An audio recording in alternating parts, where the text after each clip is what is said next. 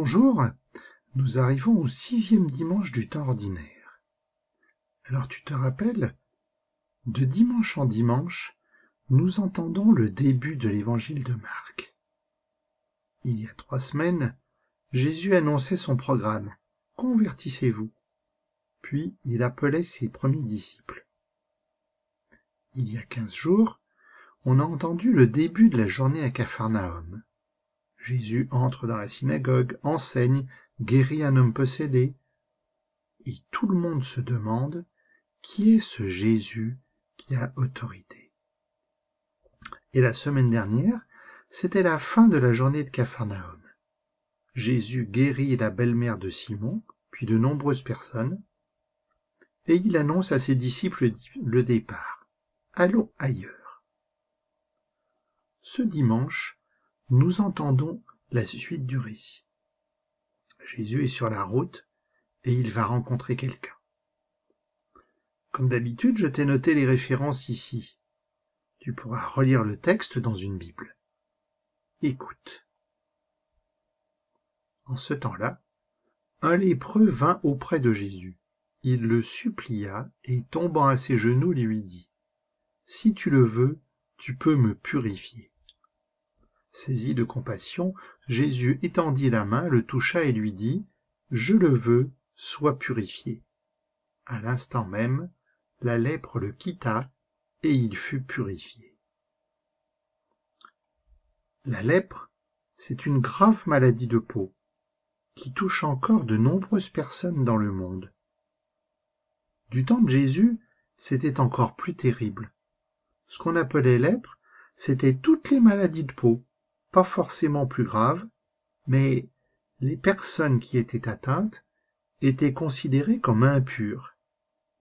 On pensait que la maladie, c'était une punition de Dieu, parce que quelqu'un avait fait quelque chose de mal. Du coup, un lépreux était coupé du monde. Il ne pouvait approcher aucune autre personne. Il ne pouvait rentrer dans les villes.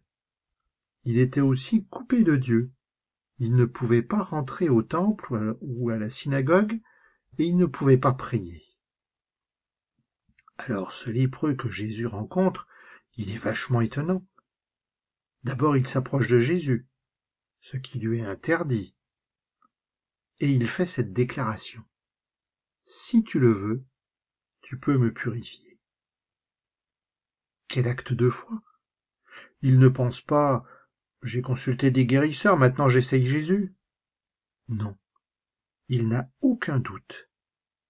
Mais en même temps, il est prêt à accepter son sort. Si tu le veux.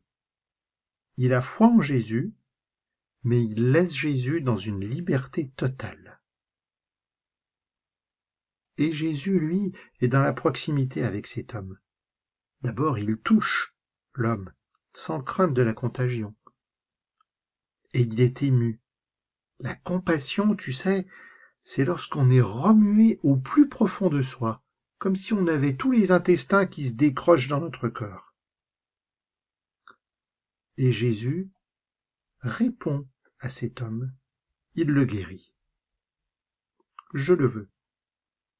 On retrouve encore ici la parole d'autorité qui a tant étonné à Capharnaüm.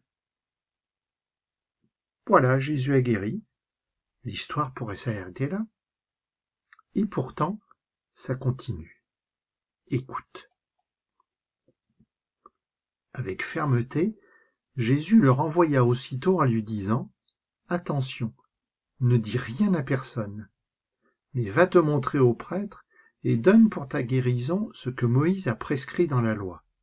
Cela sera pour les gens un témoignage. » Une fois parti, cet homme se mit à proclamer et à répandre la nouvelle, de sorte que Jésus ne pouvait plus entrer ouvertement dans une ville, mais restait à l'écart dans des endroits déserts.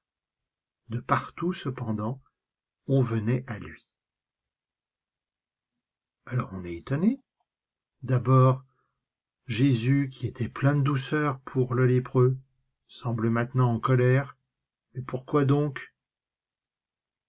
Écoute attentivement ce qu'il dit à cet homme. Ne dis rien à personne. Et oui, Le problème, il est là. Jésus ne veut pas d'une sensationnelle. C'est toujours source de malentendus. Il n'est pas là d'abord pour faire des miracles.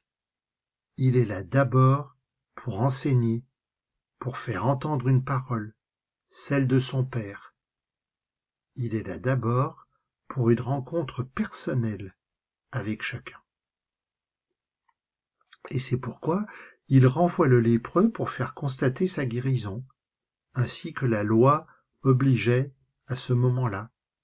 Cela permettait à la personne guérie de reprendre sa place dans la société et surtout de pouvoir participer à la prière avec les autres.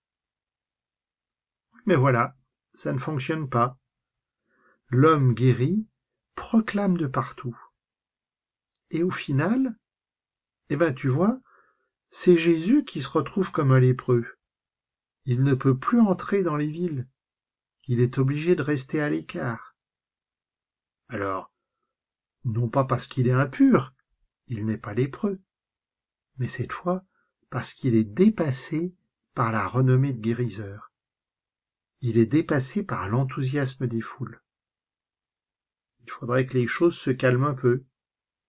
Mais la suite de l'évangile de Marc ne va pas vraiment nous apprendre ça. Et nous dans tout ça alors, en quoi cette histoire nous concerne?